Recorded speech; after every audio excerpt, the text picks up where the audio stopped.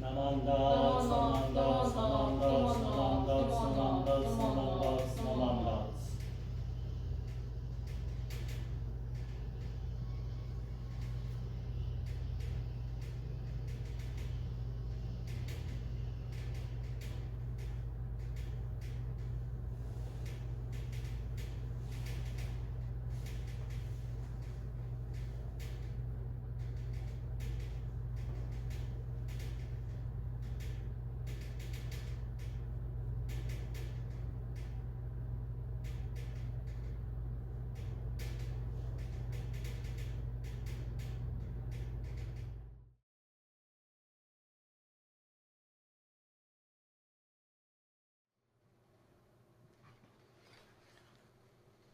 Shariputra, you should know that in the midst of this evil world of the five defilements, I have accomplished this difficult task. I have attained the supreme perfect enlightenment, and for the sake of all beings of the world, I am expounding this teaching, which is difficult to believe. This is an extremely difficult task.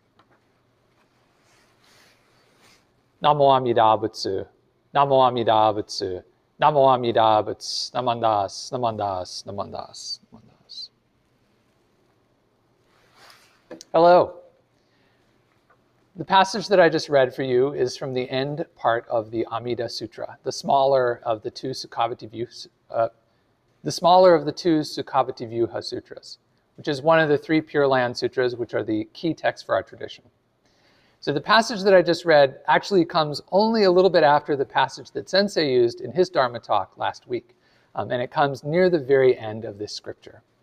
So in this point at the scripture, the Buddha has just finished talking about Amida, telling his followers about the wonders of the Pure Land and of the vows of Amida Buddha.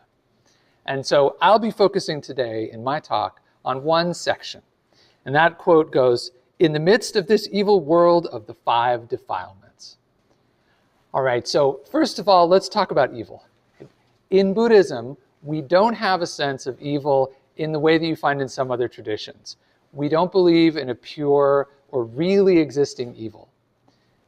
That said, we as Buddhists do believe in badness, bad things, right? People, because of our greed, anger, and stupidity, we make bad choices and we do bad things, and we can see the result of them around us in the world. So when Buddhists here are talking about this evil world, they're talking about a world where we as human beings are failing to live up to our best potential and instead are living down to our worst potential. Beyond that, what I really wanted to focus on is the second part of this phrase, the five defilements. All right, so this is a technical term from Buddhist studies, something that starts in Sanskritic texts and is brought over into East Asian traditions and appears in the text that we use in Jodo Shinshu. Now, this isn't a Buddhist studies lecture, so I'm not going to go through all of them, the five defilements, but there are three that I want to focus on because I think they're relevant for thinking about our world today. And actually, I've been thinking about them a lot as I'm kind of reading the news and things like that. So let me get to them. So the five defilements in Japanese, gojoku, in Mandarin, which is what I study, wuzhuo, is what the technical term is. These refer to the qualities of people at a time when things are really going off the rails. So what I mean by that is in Buddhism, and this is something you may have encountered before, there's this notion that civilizations and humanity goes through cycles, right? We go through cycles where we behave well, we have wisdom, we care for one another, and we have cycles where we don't do those things, where we are behaving poorly, where we're taking advantage of one another, and where things are generally kind of not going very well in the world. All right, so you might be seeing kind of where I'm going with this Dharma talk already. So the first of these five defilements is general signs of this decline. And they are things like war, epidemics, and famine. So large-scale disasters, climate disasters, things like that. These are the marks that we should be paying attention. That we're living in an age when the Buddha Dharma might be weakening, or that we might be needing to pay extra attention to the world around us. So that's general signs. The second of the five defilements is the defilement of mistaken views.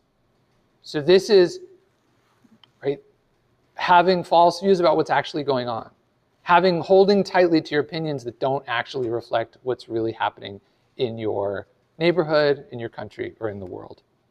And the third that I'm going to focus on of the 5 is the afflictions. So this actually is the expression of bonno. This is an idea that's very important for us in Jodo Shinshu, general sense of kind of the afflictions of greed, anger, stupidity, and these other things that kind of overtake us. But in the idea of the 5 defilements, this takes on a different kind of meaning.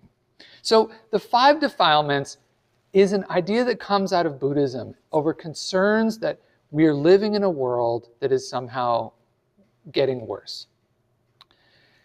According to the Digital Dictionary of Buddhism, the 2nd defilement, mistaken views, occurs when people's opinions become based on unskillful teachings and wrong thinking.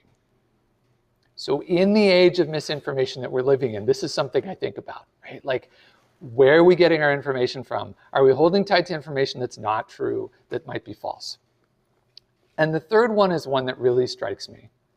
This is the kleshas. This is the 3rd defilement. This is the one that I don't want to say keeps me up at night, but as I am meeting my students, as I am reading things online, this is the one that strikes me. The afflictions, they occur when violence and fighting and lies and fraud are accepted. So the message of this particular defilement is not that violence occurs. We're human beings, and unfortunately violence occurs in our world. It's when those things become normalized and accepted. When violence in our communities, violence in our world, when lies in our communities and fraud in our world become normalized and accepted as, oh, that's just a thing that happens. That is the defilement of the kleshas. When we stop fighting back against it, when we stop questioning those kinds of things, when we hear them, when we see them in discourse. So these kleshas, so when I hear this passage of the sutra, when I hear about the 5 defilements, I think about this kind of thing, that when I read the news, I think about the defilements we as human beings, beyond our greed, anger, and stupidity, the way in which we normalize the bad things that are happening around us, right? And instead, we should be taking this as an opportunity to reflect on what Buddhism has to offer us. Buddhism has a lot to offer us, but the thing I want to focus on today, especially in this Jodo Shinshu context, is the idea of refuge. So in a world that feels scary, in a world that feels chaotic, Buddhism has always promised to be a refuge. Classically, we have the 3 refuges: the Buddha, the teacher; the Dharma, the teachings; and the Sangha, the community that supports the teachings and supports us. Right? So Buddhism is a refuge. For me, when I am overcome with with worry about how things are going, reading too much social media about political discourse and lies and fraud, and as I'm recording this, Russia appears to be on the verge of invading the Ukraine, and that may happen before this is posted, or it might not, or it might happen in years, but it's a worry. Buddhism is a refuge. And for Jodo Shinshu Buddhists, the Buddha, the Dharma, and the Sangha can all be found in Amida Buddha.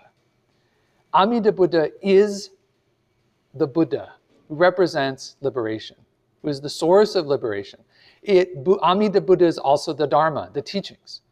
And Amida Buddha is also the one who welcomes us, is the community. It is our community as a temple. Amida Buddha is all around us.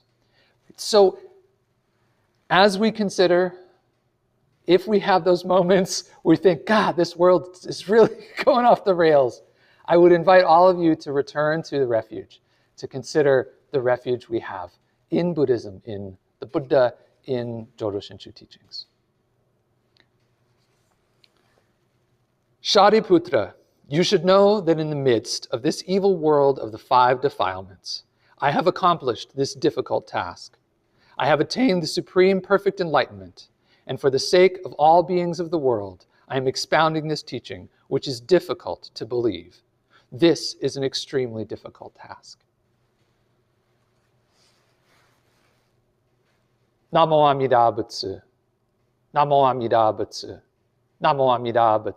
Namandas, namandas, namandas, namandas.